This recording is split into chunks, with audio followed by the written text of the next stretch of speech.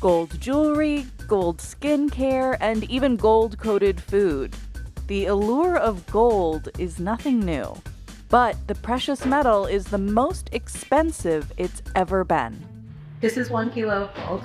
20 years ago, it was worth $11,000. And today, $63,000. Gold has been on a meteoric rise since 2024, and the price has hit record highs several times this year. But this modern-day gold rush isn't just pushing everyday people to buy gold bars. It's led to consequences in Africa's gold-rich nations. Foreign mining companies have moved in to extract the resource to meet the growing demand. They destroy the land. They turn the soil ore. Nothing can grow there. So what exactly is making gold more expensive than ever? And how do the economic decisions of the U.S. affect communities 6,000 miles away? The relationship between humans and gold dates back thousands of years. The Lydians were the first to use gold as currency around 700 BC. Over the following centuries, other civilizations adopted it too, cementing gold's reputation as a global symbol of wealth. In the U.S., gold mining captured the imagination during the gold rush of 1849, as people flocked to San Francisco in search of buried treasure. In 1900, the U.S. officially adopted the gold standard, a system that established a fixed price of gold in U.S. dollars. Although the U.S. abandoned the gold standard in 1971, gold has always represented material value. It's been used for thousands of years as a transfer of wealth in a very widely respected way to move value from one place to another. Today, gold is often considered a safe haven asset. When markets get shaky, people often turn to it to keep their wealth safe. In normal years, gold only appreciates a regular or small kind of percentage per year. But when things get kind of hairy, that's when you start to see real run-ups and spikes in the price of gold. Take the years following the 2008 financial crisis, for example. As the stock market was spiraling, gold prices jumped 13% in 2009, 27% in 2010, and 33% in 2011.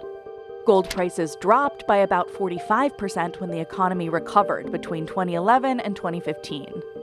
But COVID-19 sparked another economic downturn in 2020, causing prices to grow 25% and surpass $2,000 an ounce for the first time in history. More recently, on April 2, 2025, the day President Donald Trump announced his tariff plan, the markets reacted almost immediately. Apple's stock fell more than 7%, Tesla's by more than 6%, and Amazon's by more than 5%. But gold? It was trading higher on the commodities market. Even though the stock market has recovered since April, Goldman Sachs predicts gold will hit a record of $3,700 per ounce by the end of 2025, as people and central banks flock to it for security. Now it seems everyone wants to get their hands on a gold bar. And one retailer is helping meet the demand. Costco has been cashing in on the gold craze. They are selling out within hours. People are buying these up to the tune of hundreds of millions of dollars. It's been a fascinating place to watch Costco sort of explore this market, and it's built a real niche community of collectors. Costco has been selling gold bars and coins to its members since 2023. If you want to own a little bit of gold, the best way to start is with a bar like this. Demand for them has become so high that in May 2025, the retailer started limiting its customers to one bar at a time. I came across an individual who said that they had bought some $30,000 worth of gold from Costco this year alone. Jewelers have also seen an increase in demand. Michael Littman and his cousin Gary run this store in New Jersey. In recent months, they've seen 20% more people coming in trying to sell old jewelry. Nice to meet you. Please sit. Let's see what you got. Okay. Well, gold is so high now, it's such a great time to sell. I remember when it was $40 an ounce back in the day. You know what's great is people typically come in expecting to get, I don't know, a few $100s, and now you could walk out with thousands of dollars. Wow. And it's really nice, especially if you need the money. So your price for this is $1,247. Wow. Isn't that nice? I didn't expect that. Where was this in your house? This was in a drawer in the back of a sock drawer. There's also a rush to mine gold from electronic waste. So this gold bar that I'm holding in my hands is about 1.2, 1.3 kilos, and that's the amount of gold that this facility is recovering each day. When we published the story in early 2024, that bar was worth $85,000. More than a year later, it's worth about $135,000. Whenever a commodity like gold is in very high demand, that automatically starts to drive up interest in extraction of that commodity from the countries where it's produced. Countries like Liberia. An estimated 3 million ounces of gold lie deep beneath its lush forests. Mining dramatically increased here in 2008 because of the U.S. financial crisis. Liberia's gold production more than doubled that year. Now, foreign mining companies from places like Turkey, the UK, and Canada are moving in to extract more. This means more competition for locals who'd been mining at a smaller scale. Alex Duru has been mining gold for nearly half of his life. I saw my brothers doing the money at the time I was small. When I got mature, I get into money. Alex mines both independently and for hire with mining companies. Today, he's working with a team of 29 other independent miners. They rely on basic tools. We don't have machine, we don't have hooves, we dig or shovel. All those things we are passing through here. No working materials. With the tools they have, it takes a week to reach the layer of sediment that contains gold deposits. Some places carry 8 feet, some places carry 9 feet hash. We got about 4 more days to get on the gravel, then we can be able to wash. Alex and his team wash the sediment through a tool called a sluice box, which is lined with a carpet-like fabric that catches the gold. As water and sediment pass through, the heavier gold sinks into the carpet while lighter materials wash away. The carpet receiving the gold. Then from there, we take our time to do the processing.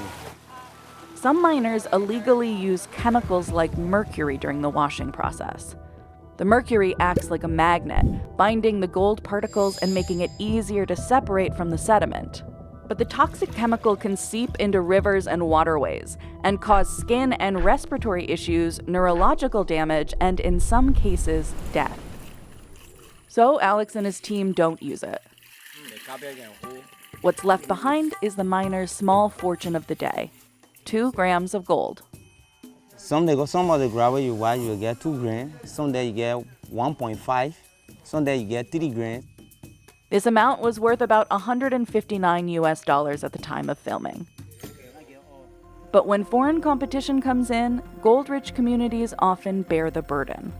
In November 2024, a Chinese-owned company, Hongtu Mining, signed a 5-year agreement with the community leaders in Boostown to set up gold mining operations. George Brownell Jr. first spotted the site a month earlier while flying his drone over Matt House, a small village 2 miles from Boostown. When the drone pans to the right of the campsite, you start seeing the mark of the excavators. So I have some before shots of Matt House prior to the mining. Let's see all the fires. This is what the body of water used to look like. You see people bathing. When he flew his drone over the area 4 months later, the landscape was unrecognizable. How fast the environment changed, it just took me by surprise. Because gold is highly dense, it settles near waterways once erosion breaks down gold-bearing rock. This means rivers, streams, and other bodies of water are most at risk from large-scale mining. Liberia's Environmental Protection Agency said Hongtu violated the country's environmental protocols by diverting and polluting the local river. I've not physically seen people in that brown water bathing, washing clothes, and people actually attempting to boil the water to use it for cooking. Locals also accused the foreign-owned company of using heavy machinery like excavators near their farms, allegedly causing deforestation and soil erosion that made it more difficult to grow their food. Prior to this, a lot of people were involved in agriculture. They were doing small-scale mining. Now, they don't have anywhere to get that daily bread from.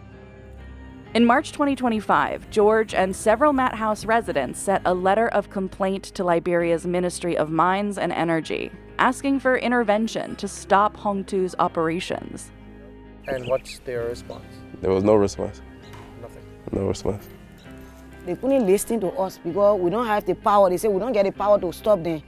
You have to drink some of that water, like quick water, where people on our side drinking. You have to drink it bring harm to you. All of them. All of them are in the convention. They don't have interest. They're not there for the celibacy. They're there for their children and their wives. Nothing we can achieve on the people. One person just sitting in there, they're enjoying the money because of their position in, or I don't know. So George filmed and produced a short documentary and published it on Instagram. The company that came here, they say they came to help us, but they came to kill us.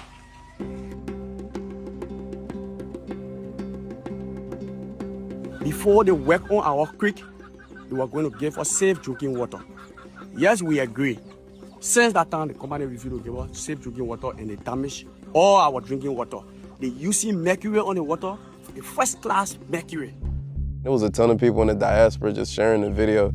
People were outraged about it.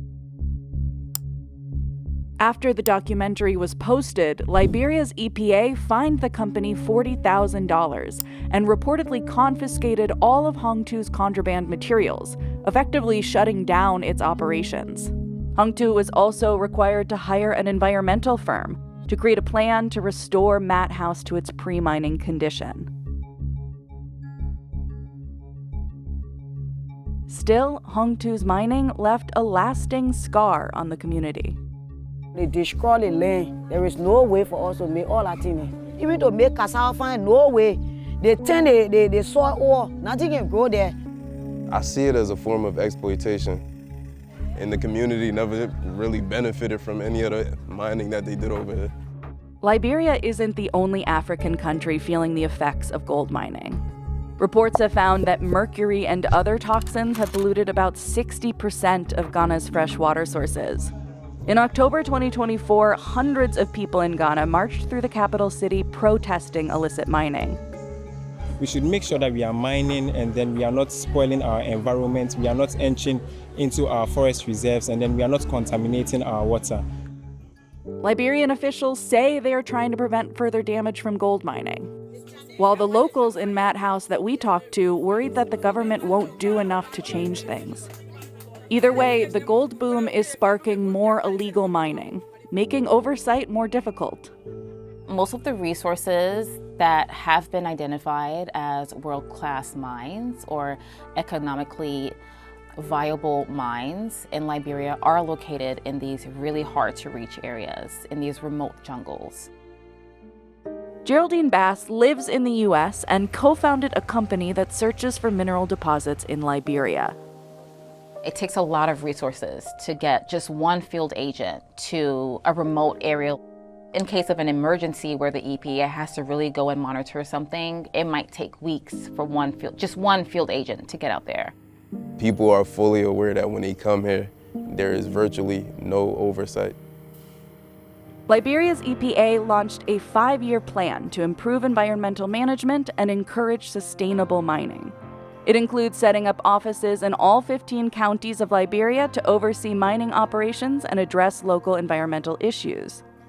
The government of Liberia is trying their best, I would say.